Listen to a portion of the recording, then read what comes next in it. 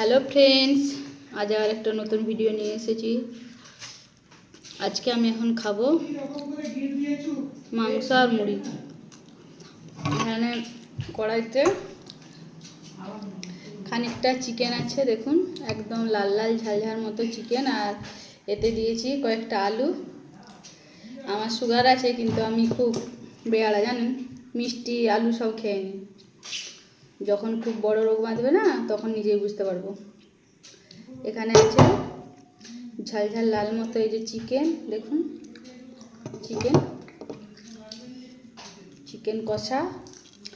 আর এখানে নিয়েছি খানিকটা মুড়ি, আর এখানে অর্ধেকটার মতো পেঁয়াজ, আর 2 টুকরো শসা ছিল, 1 টুকরো খেয়ে নিয়েছি আগে। তো আমি এখন জমিয়ে এগুলো দিয়ে খাবো। কারা কারা মাংস দিয়ে মুড়ি খেতে ভালোবাসেন? অনেকেই ভালোবাসেন। যারা যারা ভালোবাসেন তাদের এখন মনে পড়ছে, এটা মিস করছেন না তারা।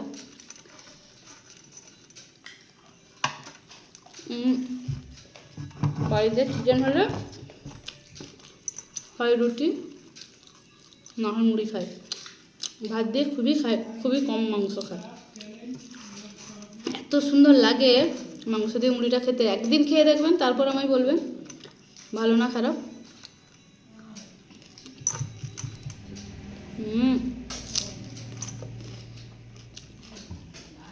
দারুণ দারুণ। অনেকগুলো মাংস আছে, আমি এতগুলো নেব না,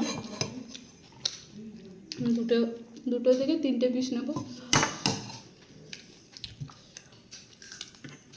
বেশি আমি খেতে পারি না, তাই মুড়িগুলো আজকে অনেকগুলো হয়ে গেল। একটু গ্রেভিটা নিয়ে নিলাম।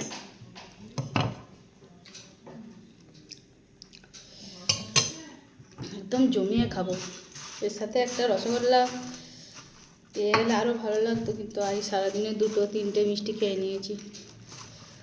আজ আর খাওয়া যাবে না, নাহলে আরও তৃপ্তি করে খেতাম। শসা, পেঁয়াজ আর একটা মিষ্টি, আর এই 2-4 পিস মাংস দিয়ে মুড়ি, দারুণ।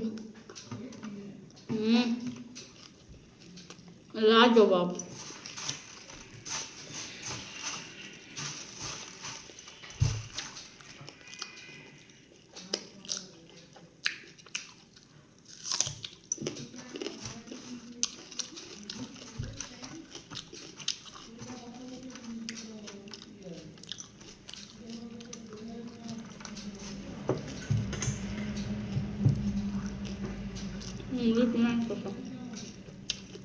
আমরা একবারে সাধারণ, আমাদের সব কিছুই অতি সাধারণ।